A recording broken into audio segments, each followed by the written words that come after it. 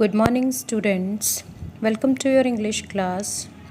So, today we are going to start our lesson in the land of Lilliput. As I told you yesterday in our introduction, the summary of the lesson tells us that this story is actually a story of a man whose name is Gulliver and whose profession is to do discovery of new places. Okay, he used to go to sea voyages, to long journey in the sea to find out new places, unknown places. So in the same thread, once he was on his way to find out a new place, his ship was stuck in a storm, and at that time his ship was wrecked and he felt himself unconscious on a he found himself lying unconscious on a sea beach. And when he tried to get up, he saw that there are many tiny men around him and they had tied him with the strings or ropes. Okay, so we will start reading our lesson right now. So when I woke up, I realized I was lying on the seashore. Though I felt weak, I tried to stand up. My legs did not move. So, in the beginning, the narrator himself is Gulliver. Gulliver is narrating you his story. He is telling you that when he wake up, he find out that he was lying on the seashore. वो एक seashore पे लेटा हुआ है. Though I felt weak, because he was unconscious ना, at that time when he awake, he found himself weak. उसको weakness feel हुई. I try to stand up but my legs did not move. I try to touch my legs but my hand seem stuck to the ground. तो कहते हैं मेरे पैर नहीं हिले पहले तो, फिर मैंने अपने हैंड्स को टच करना चाहा, अपने फीट को, कि क्या प्रॉब्लम है. तो उसके हाथ भी नहीं हिल रहे थे, वो उसके हाथ भी ग्राउंड से स्टक थे. आई वॉज फ्राइटेंड, वो डर गया. I raised my head to look around and I saw was hard to believe. ताकि मैंने अपना सिर उठाया. You can see in this picture. उसने अपना सिर उठाया and he can see that there are many people around. जो कुछ उसको दिखाई दिया, it was very frightening. Countless little men surrounded me.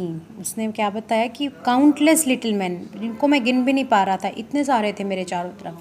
Some even walked on my body. कुछ लोग तो मेरी बॉडी के ऊपर चल रहे थे. They were so tiny that they had used tiny ladders to climb. वो इतने छोटे थे कि उनको ऊपर चढ़ने के लिए, मेरे ऊपर चढ़ने के लिए भी ladders की ज़रूरत पड़ी. Upon me to tie me up with leather strips, had I all of a sudden become a giant.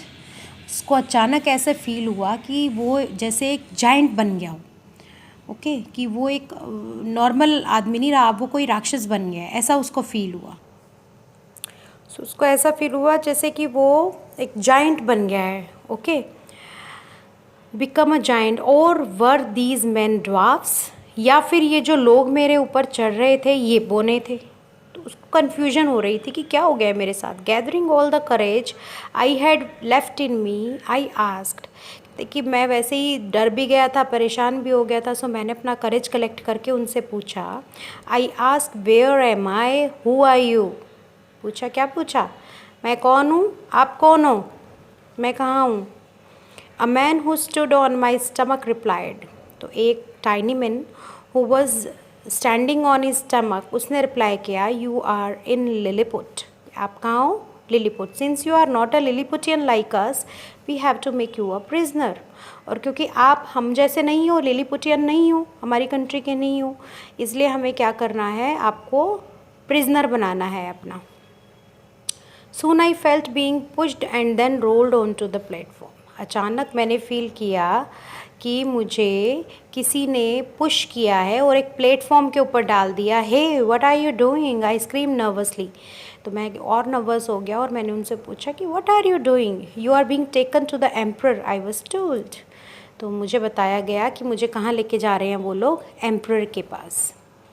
In the palace I was taken to the emperor's chamber.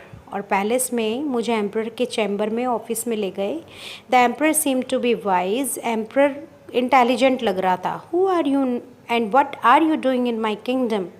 तो उसने मुझसे पूछा, गुलीवर से पूछा कि आप कौन हो और यहाँ मेरे किंगडम में क्या कर रहे हो, लिलीपुट में? He asked in a booming voice. Booming means जैसे थंडरिंग वॉइस, ज़ोर से पूछना।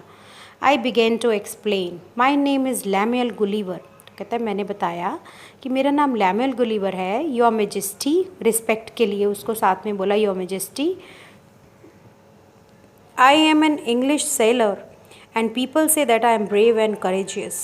मैं इंग्लिश सेलर हूँ, English means I belong to England, और लोग मुझे ब्रेव और करेजियस बोलते हैं। I stop to see the emperor's reaction.